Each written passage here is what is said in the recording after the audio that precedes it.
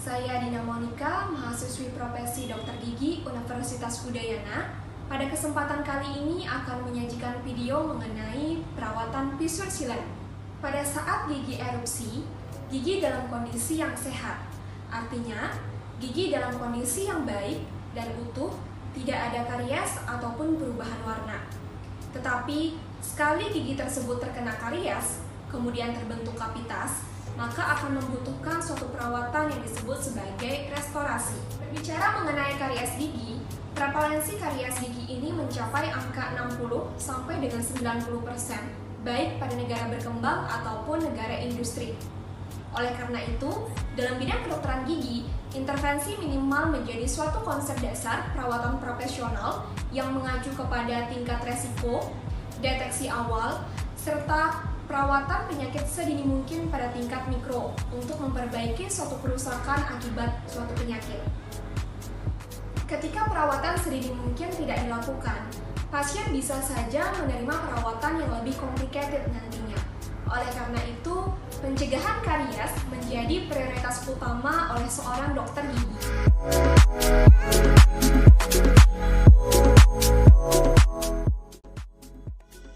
Struktur anatomis gigi juga berperan penting dalam pembentukan karies. Permukaan gigi yang rentan karies adalah permukaan yang mudah mengalami retensi plak dan sulit dibersihkan. Salah satu daerah gigi tersebut yaitu pit dan fissure permukaan oklusal gigi posterior. Pit adalah bagian dari permukaan gigi yang berupa titik terdalam pada pertemuan antar beberapa grup atau akhir grup. Sedangkan fissure adalah garis berupa celah yang dalam menjadi dasar dari developmental group yang ditemukan pada oklusal dari gigi posterior. Gigi molar 1 rahang bawah adalah gigi permanen pertama yang tumbuh pada usia kurang lebih 6 tahun. Gambaran anatomi gigi molar 1 rahang bawah memiliki pit dan fissure yang mayoritas dalam, sehingga sangat rentan terhadap retensi plak dan sisa makanan. Oleh karena itu, hal ini dapat membantu suburnya pertumbuhan bakteri pada area tersebut. Pit dan fissure yang dalam dapat meningkatkan risiko karies karena menjadi tempat retensi plak yang sulit dijangkau oleh sikat gigi, sehingga perlu dilakukan penutupan dengan fissure sealant. Fissure sealant adalah bahan yang diletakkan pada pit dan fissure yang bertujuan untuk menghambat proses karies. Bentuk pit dan fissure yang dalam akan mengakibatkan bakteri dan sisa makanan menumpuk di daerah tersebut, sedangkan saliva dan alat mekanis lainnya akan sulit menjangkaunya. Dengan diberikannya bahan fissure sealant pada awal erupsi gigi atau pada pit dan fissure yang dalam, diharapkan dapat mencegah bakteri dan sisa makanan berada dalam pit dan fissure. Dikatakan bahwa cara sederhana dan ekonomis untuk mencegah karies pada pit dan fissure dengan menggunakan fissure sealant. Tujuan utama diberikannya sealant adalah agar terjadinya penetrasi bahan ke dalam pit dan fissure serta menutup daerah tersebut dari bakteri dan debris. Oleh karena itu, ini menjadi salah satu tindakan preventif yang dapat mengurangi tingkat prevalensi penyakit karies pada anak-anak. Kemudian indikasi fissure sealant. Yang pertama, semua gigi molar permanen pada anak-anak dengan risiko karies sedang atau tinggi. Kemudian, pada anak-anak dengan risiko karies rendah, hanya pit dan fissure dalam yang perlu disilant. Lalu, gigi sulung posterior pada anak-anak dengan risiko tinggi karies. Selanjutnya adalah bahan fissure sealant. Terdapat dua jenis bahan sealant yang umum digunakan, yaitu resin dan GIC atau glass ionomer cement. Yang pertama, bahan resin. Sealant berbahan resin diketahui memiliki perlekatan atau retensi jangka panjang yang baik, serta tahan terhadap abrasi. Namun, sangat dipengaruhi oleh kontrol kelembapan selama prosedur perawatan berlangsung. Yang kedua adalah glass ionomer cement atau GIC. GIC diketahui memiliki kekuatan serta retensi yang lebih rendah jika dibandingkan dengan resin. Namun, Bahan ini dapat diaplikasikan pada gigi yang sulit diisolasi atau ketika terdapat problem pada isolasi. Di samping itu, GIC memiliki keunggulan, yaitu melepaskan fluoride sehingga dapat menghambat terjadinya karies. GIC tipe 4 adalah jenis GIC yang digunakan dalam prosedur fissure sealant. Pemilihan bahan sealant akan disesuaikan dengan kondisi rongga mulut pasien. Jika pasien kooperatif dan area kerja dapat terisolasi dengan baik, maka dapat menggunakan sealant dari bahan dasar resin. Sedangkan jika isolasi area kerja sulit untuk dilakukan, misalnya gigi belum seluruhnya erupsi, maka dapat menggunakan sealant dari bahan dasar GIC atau glass ionomer cement. Selanjutnya, prosedur fissure sealant dengan bahan resin composite. Pada dasarnya, prosedur fissure sealant terdiri dari 8 tahapan.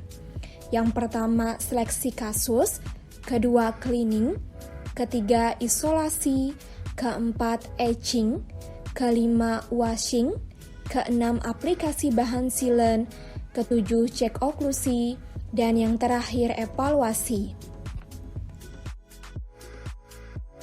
Adapun alat-alat yang diperlukan untuk fissure sealant yaitu diagnostic set, contra angle handpiece, microbrush, brush dan alpine bur, serta lead curing unit.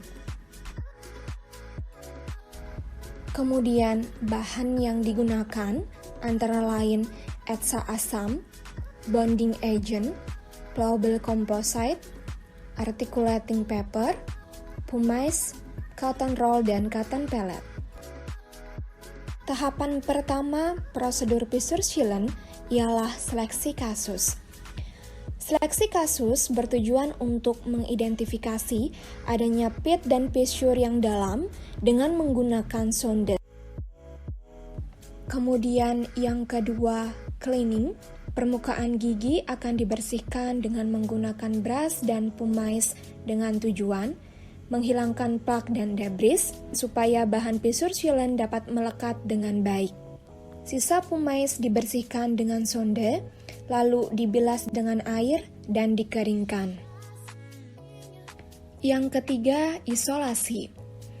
Isolasi dengan rubber dam sangat ideal tetapi mungkin tidak dapat dilakukan dalam keadaan tertentu, sehingga bisa digantikan dengan menggunakan cotton roll.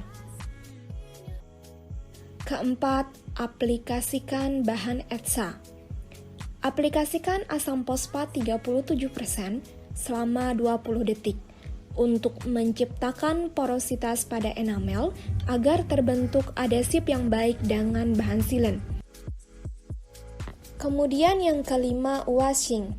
Enamel yang sudah teretsa akan dibilas dengan menggunakan air lalu dikeringkan dan akan menunjukkan ciri khas tampilan frosty. Setelah proses washing selesai, aplikasikan bahan bonding dengan menggunakan microbrush. Kemudian, diberikan hembusan udara dari three-way searing. Lalu, bonding diaktifasi dengan visible light cure selama 10 sampai dengan 15 detik. Kemudian, keenam, aplikasikan bahan sealant. Bahan sealant diaplikasikan pada seluruh pit dan fissure. Lalu, diratakan dengan menggunakan sonde dan pastikan tidak ada gelembung udara yang terjebak di daerah tersebut. Polimerisasi bahan sealant dengan menggunakan visible light cure selama 20 detik. Selanjutnya, cek oklusi dengan articulating paper. Jika terdapat bagian yang berwarna tebal, berarti menunjukkan terdapat tekanan yang terlalu besar pada daerah tersebut. Pengurangan pada bagian tersebut dapat dilakukan dengan menggunakan bur bulat kecil atau alpine bur sekaligus melakukan finishing dan polishing sampai tidak ada traumatik oklusi. Kemudian yang terakhir, evaluasi. Instruksikan pasien untuk kontrol kembali dan penggunaan kembali sealant secara berkala. Karena diperkirakan antara 5% sampai dengan 10% sealant tersebut perlu untuk diperbaiki atau diganti setiap tahunnya. Jika sealant hilang sebagian atau seluruhnya, atau silen lama yang berubah warna atau rusak, maka harus dilepas dan gigi tersebut akan dievaluasi ulang. Silen baru dapat diterapkan dengan menggunakan tahapan yang sama. Selanjutnya, prosedur pisur silen dengan bahan GIC atau Glass Ionomer Cement. Adapun alat-alat yang diperlukan untuk pisur silen dengan bahan GIC yaitu diagnostic set, kontra-angle handpiece, kemudian bal aplikator, brush dan alpin bur, microbrush, dan agar spatula. Kemudian bahan-bahan yang diperlukan antara lain articulating paper, cocoa butter, cotton roll dan cotton pellet, powder dan liquid GIC, pumice dan dentin conditioner. Setelah dilakukan seleksi kasus, dilanjutkan dengan propilaksis dengan menggunakan pumice dan brush. Lalu, dibersihkan dengan menggunakan air. Sisa pumice dibersihkan dengan menggunakan sonde. Kemudian, aplikasikan dentin conditioner, yaitu asam poliakrilat 10% dengan menggunakan microbrush selama 15 sampai dengan 20 detik. Selanjutnya, bilas dan keringkan.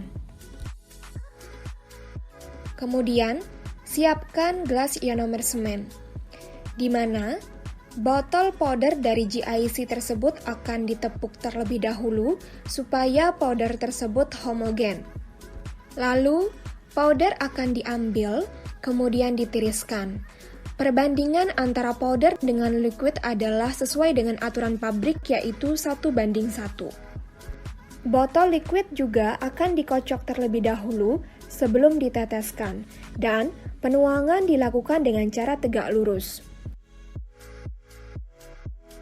Powder dibagi dua, lalu powder diarahkan ke liquid kemudian diaduk dengan gerakan press and pull. Sisa dari powder tersebut akan dimix 15 sampai dengan 20 detik dengan segera, sampai didapat warna yang serupa. Hasil akhir dari manipulasi GIC tersebut ialah akan didapatkan konsistensi yang tidak putus ketika diangkat. Selanjutnya, aplikasikan GIC tipe 4 dengan menggunakan aplikatornya atau bisa juga dengan bal aplikator pada seluruh pit dan pisur. Setelah tampak berwarna buram, aplikasikan cocoa butter atau varnish. Cek oklusi dengan articulating paper. Jika terdapat bagian yang berwarna tebal, berarti terdapat tekanan yang terlalu besar di daerah tersebut. Pengaplikasian bahan pisur silen telah terbukti memiliki keefektifan tinggi dalam pencegahan karies. Bahan silen akan menutup pit dan pisur yang dalam sehingga tidak lagi menjadi tempat perlekatan plak dan sisa makanan, serta gigi akan menjadi lebih mudah dibersihkan. Sekali diterapkan, silen perlu untuk dipertahankan. Peninjauan ulang terhadap retensi silen harus dilakukan dengan kunjungan berulang. Kunjungan berulang harusnya dilakukan dalam waktu 6 bulan sekali. Sekian video pisur silen dari saya, semoga bermanfaat.